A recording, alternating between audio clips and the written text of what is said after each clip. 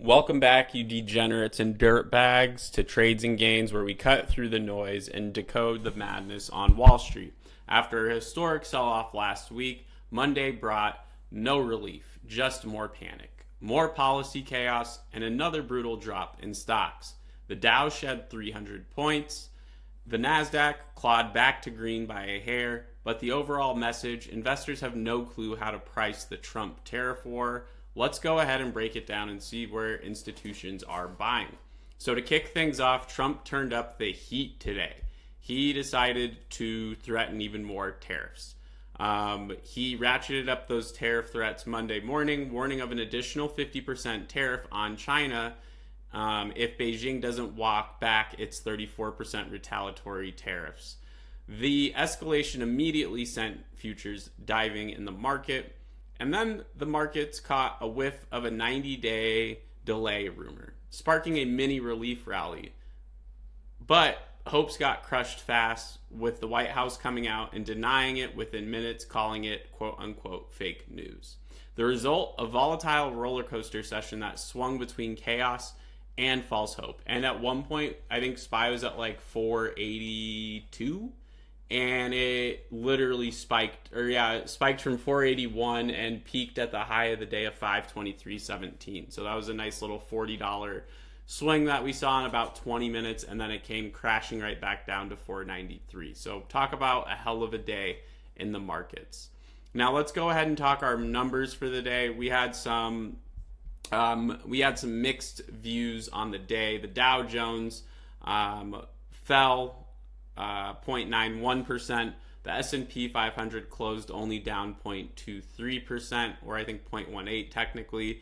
The NASDAQ clawed its way back into some green with a 0.1% gain, but it's still down 20% from its highs, officially in a quote-unquote bear market. Monday's session added another 1.2 trillion in losses, though, bringing the three-day sell-off to a total whopping of $9.5 trillion in the market that has been erased. Now, Wall Street is starting to also sound the alarms, with Jamie Dimon warning of slower growth and rising inflation. Larry Fink from BlackRock said we're probably already in a recession, and Bill Ackman publicly pleaded for a tariff freeze. But the Trump camp isn't budging. Peter Navarro wrote in the Financial Times that this is not a negotiation. He called it a national emergency and blamed the rigged global trade system as the catalyst and reason that we are in this position. Autos also got crushed today. GM, Ford, Tesla all had major sell-offs as a 25% auto tariff looms by May 3rd. Even Stellantis announced employee pricing for all buyers to soften the blow. The wild part is like companies like Audi. I think Audi's holding cars back in ports.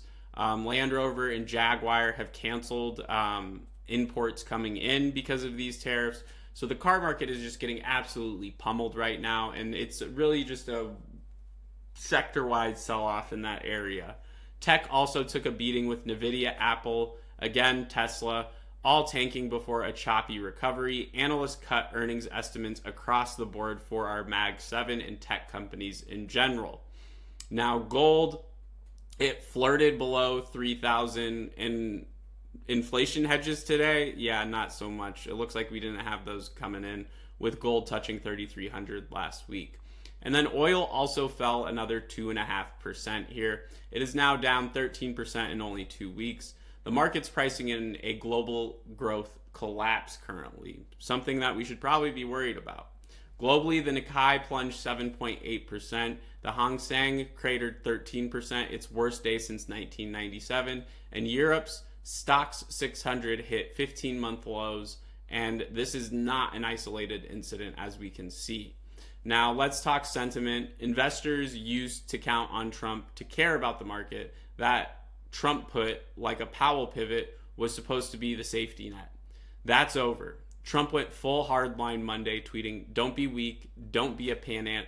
A panickin? Oh my God. He said, "We need to take the medicine." JP Morgan cut their S&P 500 year-end target from 6,500 down to 5,200. Morgan Stanley sees another 8% downside if tariffs don't stop, and it's starting to look like the pain is the point here. Now, we're going to move into our next segment, which is sponsored by Investor Central Club. If you want quick, actionable insights that are easy to read, and you can find everything from golden sweeps to unusual activity to institutional moves, Investor Central Club is for you. Love this software, love this product. It's something that I use and look at every day. So speaking of Investor Central Club, we had SPY with over 801 million traded today, leading our flow with 51 million in calls and 750 million coming in puts. Our most frequently hit contract here were the 510 puts that are due for the 17th of April.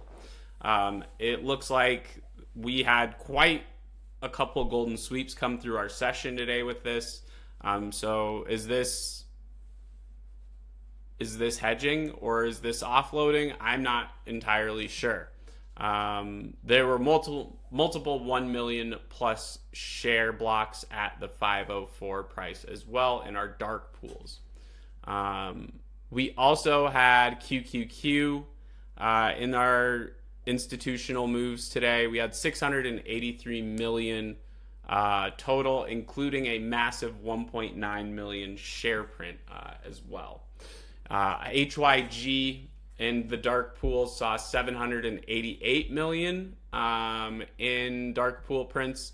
It's a junk bond ETF that's just getting absolutely pummeled and dumped hard. JPST saw 728 million in dark pools.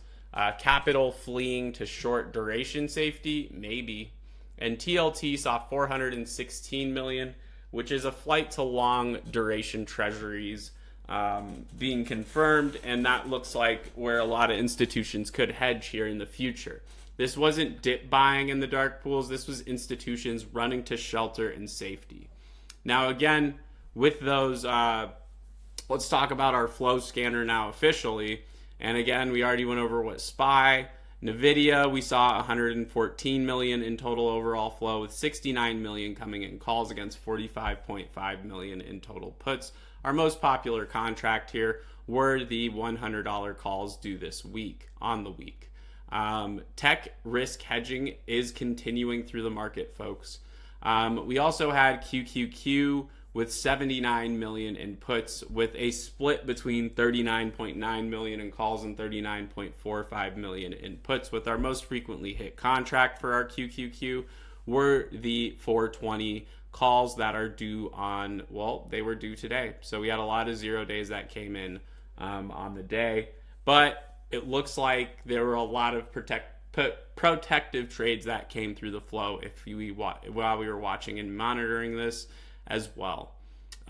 We also had IWM with 65 million in total overall flow, and 88% of that came into bear puts. And our most popular contract here were the, let's go ahead and take a look at these.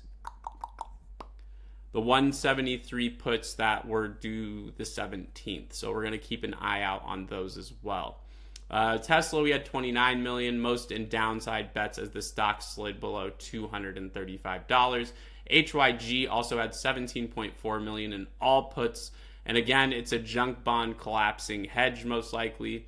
And the only notable bull play was SCHW with 10.8 million in call buying. Some bottom fishers are still existing out there. Now, here are our monsters from the day. We had SPY 505 Ps expiring on the 10th of this month with 68.8 million in one print. We had QQQ 425 Ps with the 410 expiration as well. 41 million absolutely loaded up while it was down as well. So that was an interesting position. And then we had IWM 102 puts that we saw come through and hit the tape for some big prints. We had 10,000 contracts, which equated to about $18 million. So that was a very interesting positioning of IWM there. We also had Tesla 240 calls, 7.4 million, trying to catch a bounce maybe. And FND had $50 puts that had 5.45 million. And it looks like the retail stock is just getting absolutely nuked. Every one of these trades screams volatility, hedging, or just straight up fear.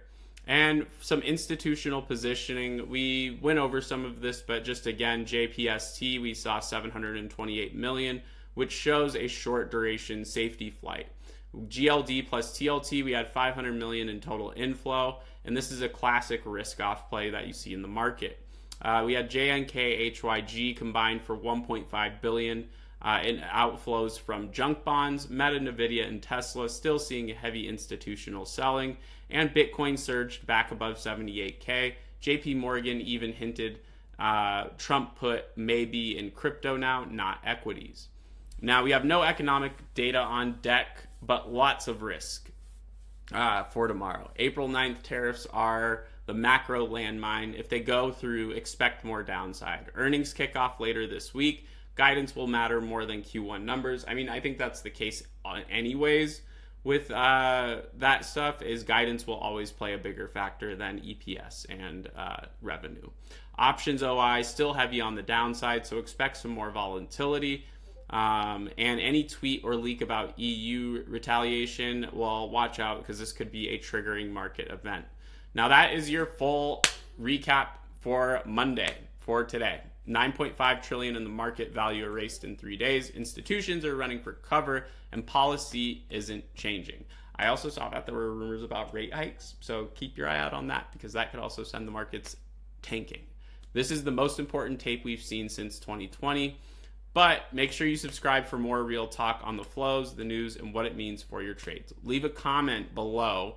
What are you watching this week? Stay sharp, stay educated, stay safe, and I'll see you guys in the next episode.